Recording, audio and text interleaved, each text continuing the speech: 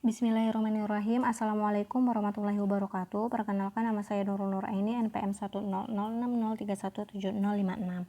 Di sini saya akan menjawab soal ujian akhir semester teknologi kosmetik, di mana pada soal ini terdiri dari 3 bagian, yaitu yang pertama itu tentang deodoran dan antiperspiran, kemudian yang kedua kosmetik dekoratif, dan yang ketiga tentang evaluasi dan aspek mikrobiologis kosmetik.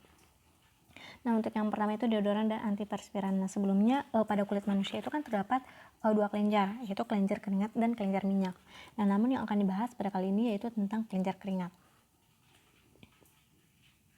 Nah, kelenjar keringat itu merupakan cairan tubuh alami yang mengandung air, mengandung garam, serta mengandung lemak. Nah, tubuh manusia itu memiliki sekitar 3-4 juta kelenjar keringat yang tersebar di seluruh bagian tubuh. Namun kelenjar keringat itu lebih banyak ditemukan di bagian tubuh tertentu, seperti di bagian ketiak, telapak tangan, kaki, paha, dan bagian lainnya. Nah, manfaat atau peran keringat itu sendiri bagi tubuh yaitu untuk mempertahankan kondisi tubuh agar tetap normal. Nah, adapun kelenjar yang memproduksi keringat itu terbagi menjadi 2, yaitu kelenjar akrin dan kelenjar apokrin. Di mana perbedaan dari kelenjar apokrin dan kelenjar akrin ini, pada kelenjar apokrin itu biasanya dia berada di bagian tubuh yang terdapat banyak folikel rambut seperti kulit kepala dan ketiak. Kemudian sekresi kelenjar ini juga berupa cairan berminyak dalam jumlah kecil yang dapat berwarna, kemudian mengandung lipid dan steroid. Nah, biasanya kelenjar apokrin ini aktifnya itu atau diproduksinya itu setelah masa pubertas. Nah, sedangkan pada kelenjar akrin itu dia akan menghasilkan produk seperti asam laktat, kemudian protein, amonia, K+, dan urea. Nah, kelenjar akrin juga menghasilkan keringat berupa encer dan tidak berbau. Pada kelenjar akrin ini saluran kelenjarnya itu dia langsung terhubung ke permukaan kulit. Nah, sebenarnya keringat itu tidak memiliki bau, namun yang menyebabkan bau itu adalah ketika cairan keringat itu dirusak oleh bakteri. Nah, bakteri itu biasanya bertahan hidup dan berkembang biak di lingkungan yang lembab dan kaya nutrisi.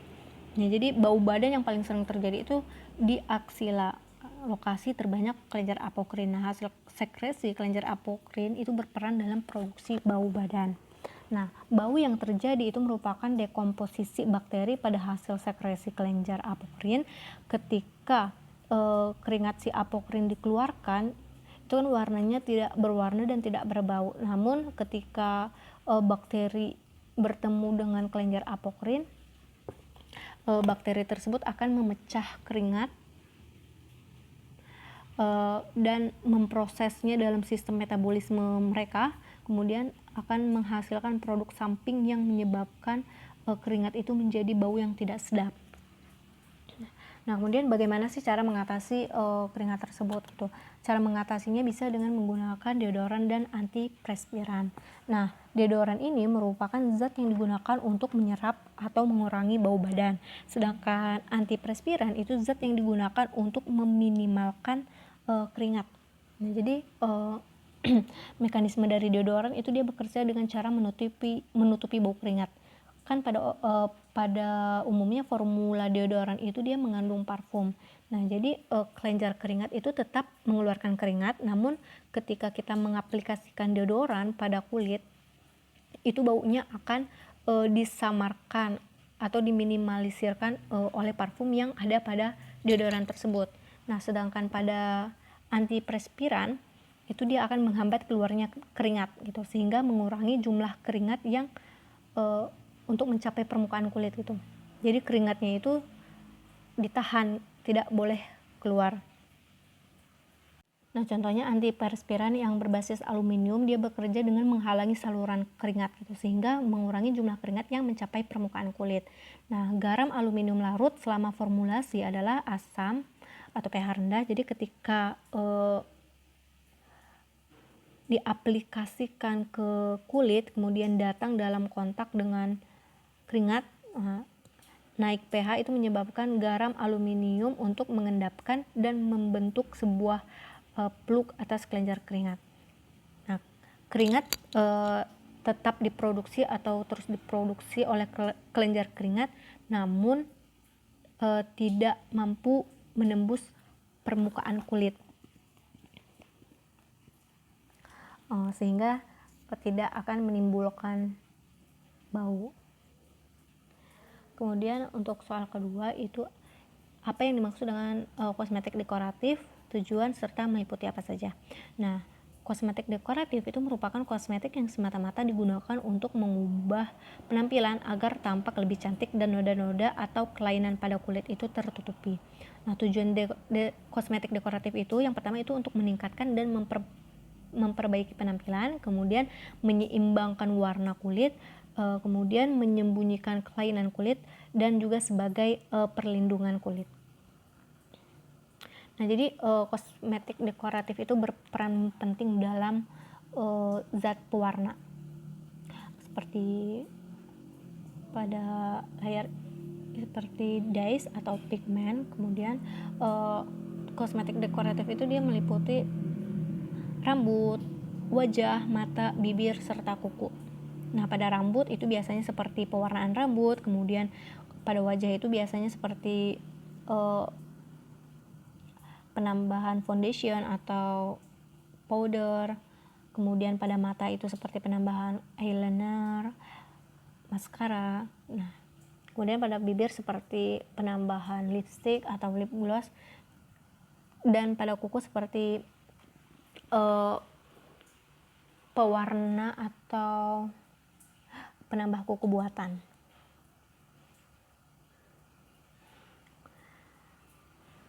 Nah, untuk yang kedua, kemudian jelaskan tentang kosmetik dekoratif pada kuku. Kuku itu mempunyai dua fungsi utama, yaitu sebagai pelindung dari ujung jari dan juga sebagai untuk memberi sensitivitas daya sentuh. Nah, kuku itu merupakan bagian terminal lapisan tanduk yang menebal. Nah, adapun bagian-bagian kuku itu terdiri dari matriks kuku, itu merupakan pembentuk jaringan kuku yang baru. Kemudian ada dinding kuku atau nail wall yang merupakan lipatan-lipatan kulit yang menutupi bagian pinggir dan atas. Kemudian ada dasar kuku atau nail bed, yaitu merupakan bagian kulit yang ditutupi kuku. Kemudian ada alur kuku atau nail groove, yaitu merupakan celah antar dinding dan dasar kuku. Kemudian ada akar kuku atau nail root, dan kemudian ada lempeng kuku atau biasa disebut dengan nail plate. Nah, kosmetik dekoratif pada kuku itu biasanya berupa color dan hardness atau pewarna dan pengeras kuku. Kemudian ada kuku buatan. Nah, pada color dan hardness itu contohnya kayak cat kuku ya. Cat kuku itu merupakan pigmen yang diendapkan dalam pelarut yang mudah menguap untuk menutupi warna alami kuku. Nah, jadi nail polish atau cat kuku dan pengeras kuku itu dia mempunyai formula dasar yang sama dan mengeras dengan penguapan. Jadi komponen yang menyusun cat kuku itu ada pembentukan selaput utama atau film, kemudian selaput untuk membentuk resin, kemudian plasticizer atau zat plastik. Yang keempat ada pelarut dan cairan lain untuk memodifikasi viskositas. Kemudian pewarna, yaitu pigmen organik dan anorganik. Kemudian ada pengisi, yaitu guanin viscal atau titanium dioksida dilapisi mica flake atau bismut oksiklorida untuk pewarnaan.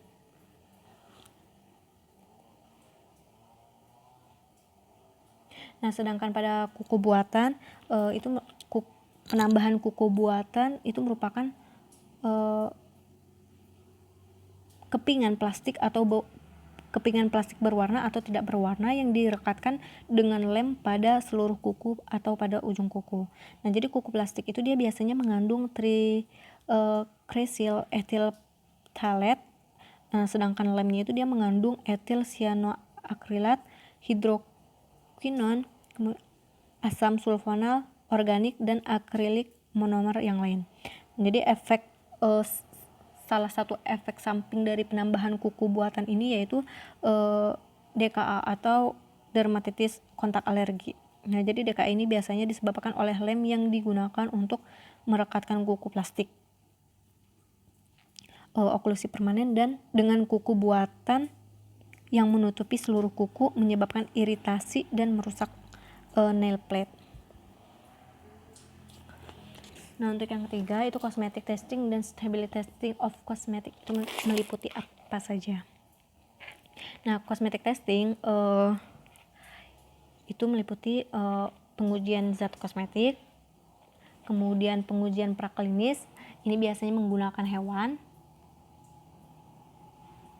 kemudian pengujian klinis ini biasanya menggunakan manusia. Kemudian ada protokol pengujian keamanan seperti pengujian iritasi, pengujian sensitisasi, pengujian fototoksisitas atau pengujian fotosensitivitas dan juga pengujian mikrobial. Kemudian ada pengujian keamanan, itu seperti pengujian klaim atau packaging dan label. Kemudian juga ada mendefinisikan klaim produk, kemudian ada program pengujian produk, dan juga ada pengawasan pasca pemasaran. Nah, kemudian selanjutnya ada stability testing of cosmetic.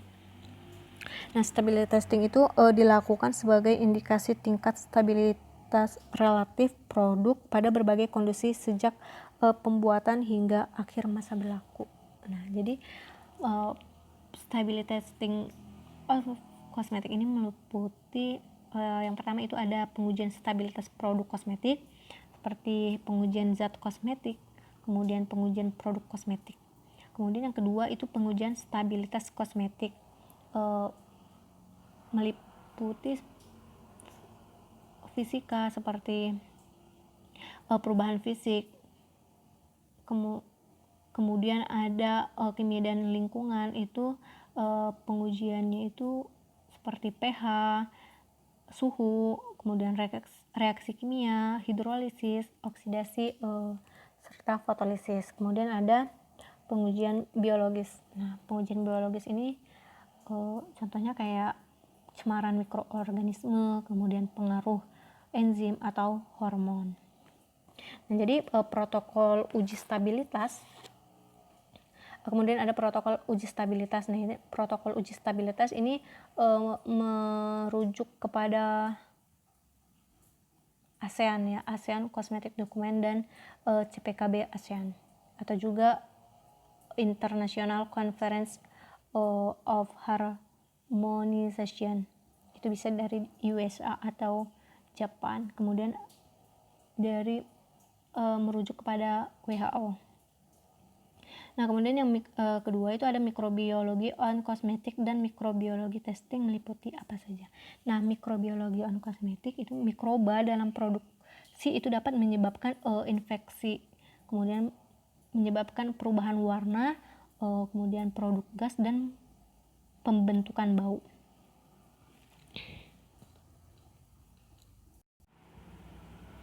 Nah, kosmetik itu biasanya dapat terkontaminasi dengan mikroorganisme seperti Enterobacter, kemudian Klebsiella, kemudian Serratia spp, atau juga seperti Pseudomonas. Nah, kemudian mikrobiologi testing itu yang pertama itu meliputi preservative efficacy method. Itu prosedurnya itu berdasarkan CTFA atau juga ASTM. Kemudian yang kedua itu uji faktor yang mempengaruhi keberhasilan pengawet, dan kemudian yang ketiga itu pertimbangan umum untuk formulasi produk yang diawetkan, dan yang keempat itu tes kandungan mikroba. Mungkin sekian dari saya, lebih dan kurangnya saya mohon maaf. Wabillahi taufik wal hidayah. Wassalamualaikum warahmatullahi wabarakatuh.